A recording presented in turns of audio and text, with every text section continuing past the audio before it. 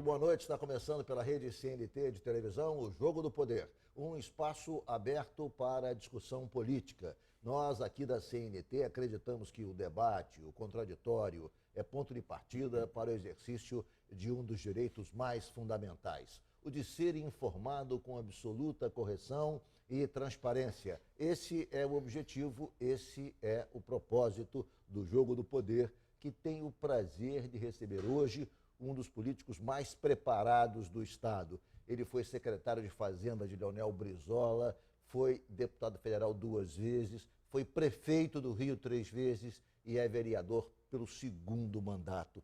Eu falo do ex-prefeito César Maia. Boa noite, prefeito. Boa noite, Ricardo. É um prazer recebê-lo aqui no Jogo do Poder. Uma oportunidade, né?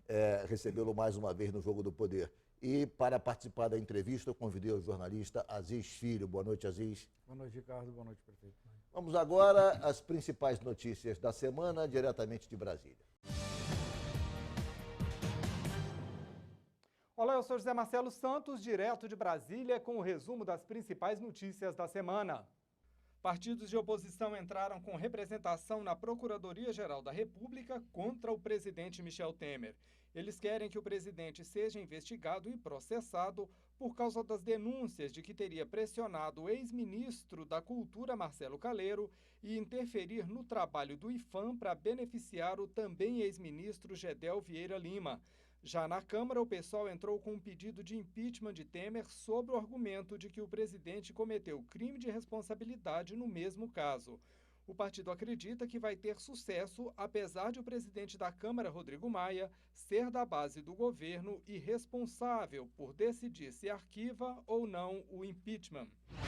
Num clima de protestos e atos de vandalismo na esplanada dos ministérios, o Senado aprovou em primeiro turno a proposta de emenda constitucional que cria o teto para gastos públicos. Com isso, o governo vai ter de botar um freio nos gastos e nos investimentos. Pelo projeto, as contas serão mantidas de um ano para o outro, atualizadas apenas pelos índices oficiais de inflação. A medida é polêmica e vem gerando reclamações de vários setores. O governo diz que o dinheiro da saúde e da educação será garantido e que não haverá prejuízo para estes setores. O pacote anticorrupção, formado pelas 10 medidas do Ministério Público, foi esquartejado na Câmara em sessão que entrou pela madrugada. A tentativa de perdoar quem cometeu o crime de Caixa 2 não vingou e os recursos de campanha não contabilizados agora são considerados crime. A transformação de corrupção em crime hediondo também foi aprovada, mas as outras medidas foram modificadas ou rejeitadas. Uma emenda que pune criminalmente juízes e promotores por abuso de poder foi inserida no projeto e aprovada. A manobra irritou juízes e promotores. Como resposta, os procuradores ameaçaram abandonar a Operação Lava Jato. Depois de passar pela Câmara, o pacote chegou ao Senado com pedido de urgência numa outra manobra, desta vez para aprovar rapidamente o que os deputados já haviam referendado, mas faltou apoio de senadores e a proposta agora segue em ritmo normal.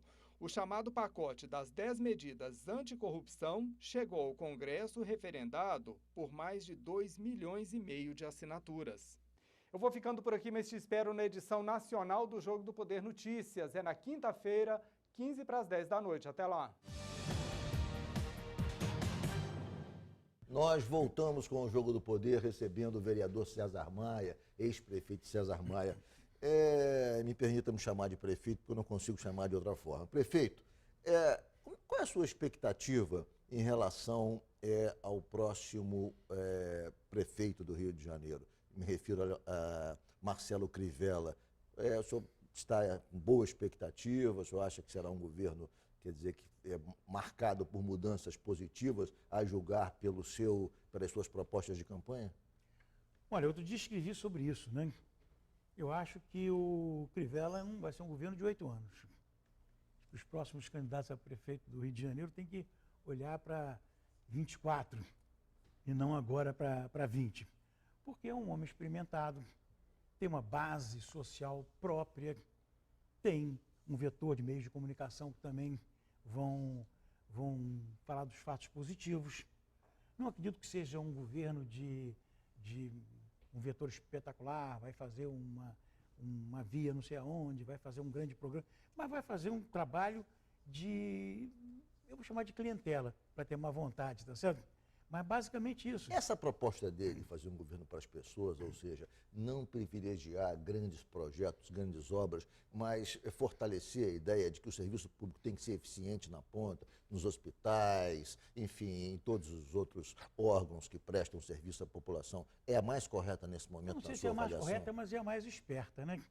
Nós estamos trabalhando agora numa conjuntura em que os recursos não serão generosos.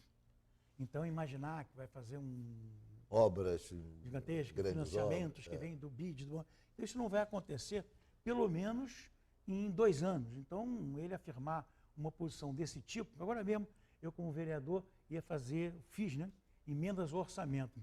Eu peguei e fiz emendas ao orçamento na base do que ele diz, né? Vou cuidar das pessoas. Então, emenda ao orçamento para voltar o remédio em casa, para voltar a carta de crédito. Não fiz nenhuma emenda. São projetos do seu governo, né? Claro. Então, eu reitero aquilo que eu fiz e, ao mesmo tempo, vou na linha do prefeito eleito. Eu acho que vai fazer um governo um pouco garotinho, assim, para quem... Vereador, o senhor acha que a prefeitura, dos instrumentos que a prefeitura tem, né, o senhor conhece a prefeitura, acho que mais do que ninguém, né? Porque estava aqui pensando, Ricardo, você falou 3 vezes ele foi prefeito. Mas elegeu mais um prefeito que foi o Conde. Exato. E se você contar que o Eduardo Paes saiu das bases cesaristas, e aí você iria para mais, Bom, aí mais teríamos 2 quase mandatos vindos da mesma fonte de... mais de uma de década poder. Mas a prefeitura tem ferramentas, tem instrumentos capazes de minorar essa dívida absurda, né, que nós temos. Você sobrevoa ou anda pelo Rio de Janeiro, é uma cidade, é um poder público endividado com a população, né? A carência social aqui de saúde, de educação, de moradia, dessas coisas básicas, desse feijão com arroz, né? Do cuidar das pessoas, é um abismo, né, gigantesco. A prefeitura tem condições de interferir nisso, ou isso está quase integralmente ligado às condições financeiras, à situação econômica do país, à geração de emprego, enfim? Bom, Aziz, o principal ativo da prefeitura são os seus servidores. Eu acho que no Brasil, eu tinha certeza disso uns anos atrás, quando eu acompanhava outros estados e capitais. Não há nenhum estado, grande cidade do Brasil, que tenha uma estrutura de servidores da qualidade do Rio de Janeiro. Portanto, esse ativo é um ativo fundamental, um ativo que dá uma vantagem enorme. Mas tem um enorme passivo também. Qual é o maior passivo que tem o Rio de Janeiro? Nesse momento, é o governo do Estado. Você pensa bem, segurança pública, mais dados que saíram essa semana sobre criminalidade. Recrudesceu, né? Bom, mais 40% de crescimento dos roubos. Que já tinha mas sido, já tinha sido muito grande. E roubo de celular, e homicídios dolosos, volta aquela curva, Volta a empinar, cresceu 18%. Depois, na hora que não paga ao servidor, o servidor compra as coisas. Essas coisas que ele compra, a comida dele, suas roupas, paga Gera impostos. inadimplência, paga impostos. Impostos. Agora, afora o Estado, prefeito, qual é a situação real das finanças da prefeitura? O senhor fez uma análise um dia desse no seu blog, deixando no mínimo em suspeição essa saúde inquebrantável que o prefeito Eduardo Paes apresenta à sociedade. Ou seja, o senhor coloca dúvidas sobre esse estado de excelência das finanças municipais. Qual é a situação real? A minha dúvida é a respeito do sistema previdenciário, porque esse perdeu recursos líquidos. Em 2008, os recursos líquidos são recursos em caixa, né? Eram mais ou menos uns 2 bilhões e agora não há. Tem que arrecadar do servidor, do encargo patronal, enfim, e tem que pagar e alguma coisa coloca a prefeitura adicionalmente. Esse é o problema. Isso pode contaminar as finanças como um todo? Não. Eu fiz uma emenda ao orçamento, espero que aprovem, vinculando a receita da dívida ativa durante algum tempo à Previdência, até que você chegue àqueles recursos líquidos que você tinha há 8 anos atrás, para dar uma certa tranquilidade ao sistema, ao servidor. Demais não. As pessoas reclamam, o orçamento do ano que vem é um orçamento que é R$1 bilhão menor do que o do ano anterior. Claro, você governa, é reeleito, tem grandes eventos no meio do caminho, os gastos fazem isso, vão lá em cima. Então, normal que você corrija os gastos numa espécie de média, claro, média corrigindo pela inflação, dos últimos 3, 4 anos. Então, eu não vejo o maior perigo. Eu acho que há um problema que tem que ser administrado, pelo próximo prefeito, que é a questão das organizações sociais na saúde.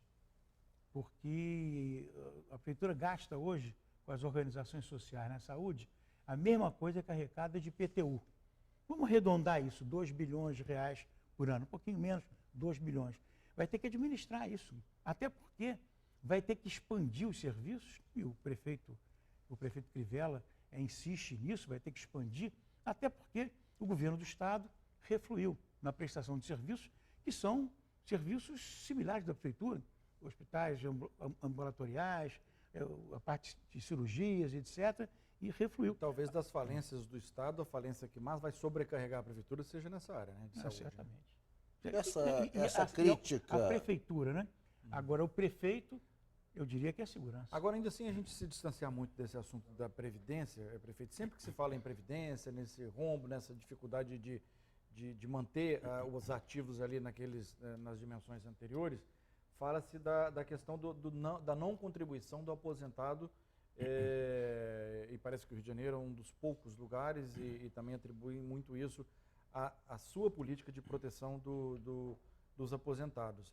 Mesmo diante dessa crise, você acha que é possível manter essa política de que os aposentados sejam isentos dessa contribuição? O senhor responde em 1 minuto, logo após o nosso intervalo. O Jogo do Poder faz um rápido intervalo e voltamos em 1 minuto com o vereador e ex-prefeito César Maia.